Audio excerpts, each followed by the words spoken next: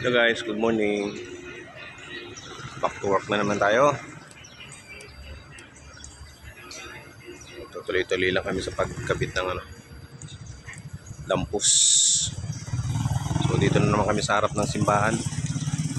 So nakaraang linggo sa may gubat.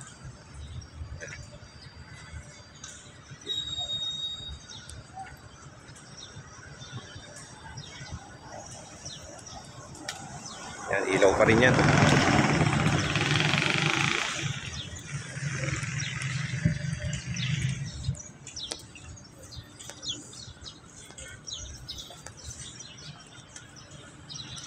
I-splice na.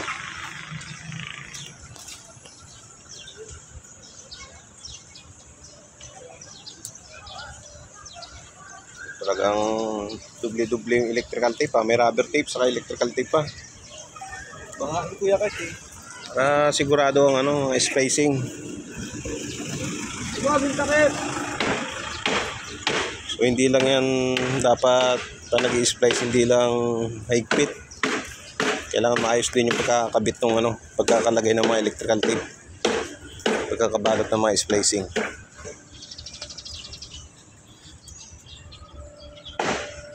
Ito yung sinasabi ko. Kagandahan nitong lampos nito doon sa luma. So mayroong ganito.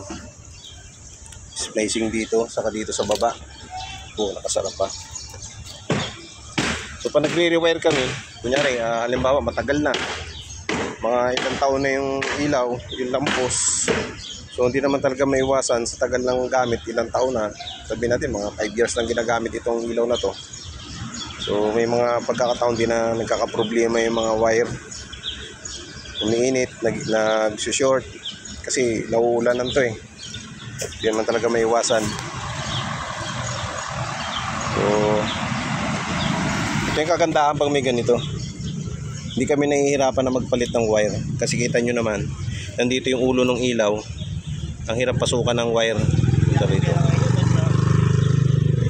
So yung unang mga lampos, yung mga sira na, so nahihirapan kami. Katulad nun. Yun yung mga sira na, yun yung pinagpapalitan namin.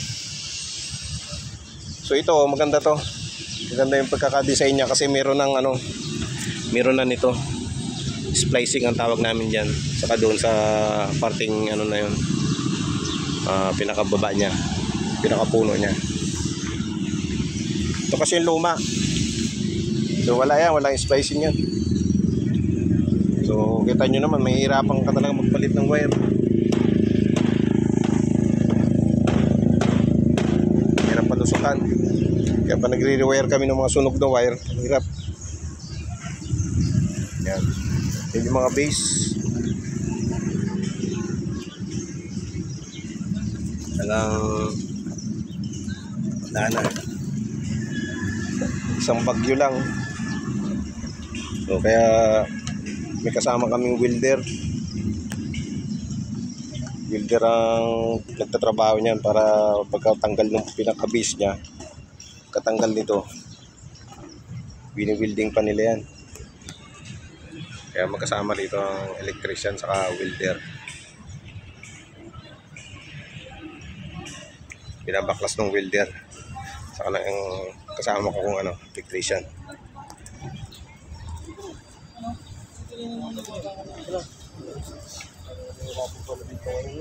Hirap. Okay. Palagay ko naman sa maghapon na ibaklas yan. Wala na, bulok na. Matutuwa na naman yung mamimili ng scrap.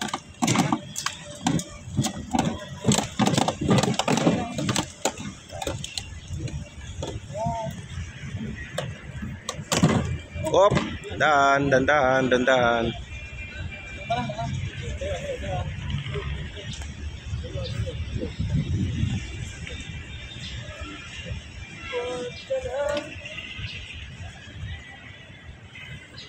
Kali.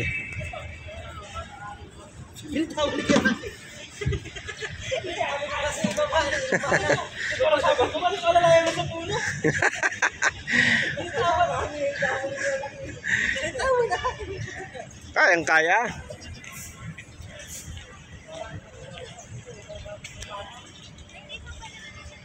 Kayang kaya.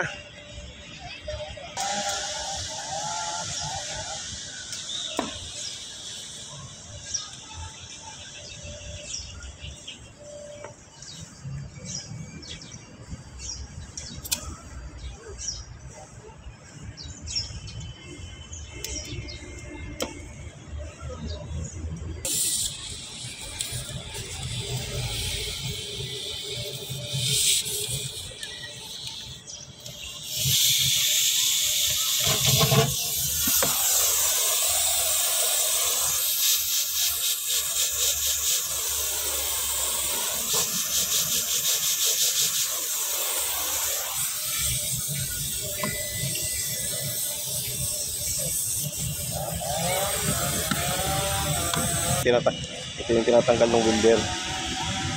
Yan. Tinatanggal niya din sa bakal. Pinuputol niya. Ito yung pinaka base niya.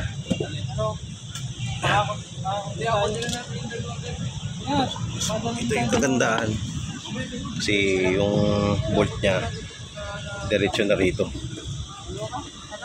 Dati kasi tapos dito sa kabila eh. So minsan kinakalawang siya yung nut niya.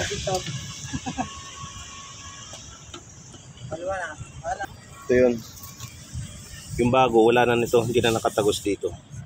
So kasi pag nilalagay ng nut sa tagal, maulanan, maaarawan, sa tagal mga ilang taon na yan dyan, kinakalawang.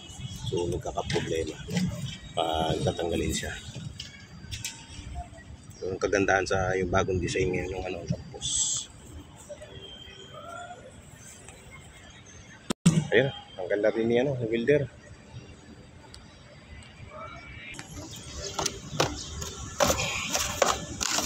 Dalawang klase yung ilaw nyo Gabi.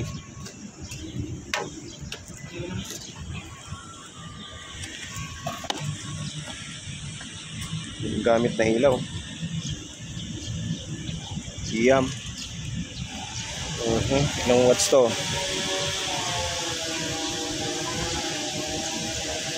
65 watts. 65 watts.